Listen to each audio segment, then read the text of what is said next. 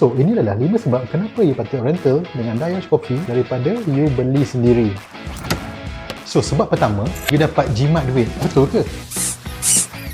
Dengan rental, you tak perlu spend untuk beli coffee machine yang baru daripada yang beribu, berbelas ribu, hingga ke berpuluh ribu. You boleh pakai duit tu untuk yang lebih penting.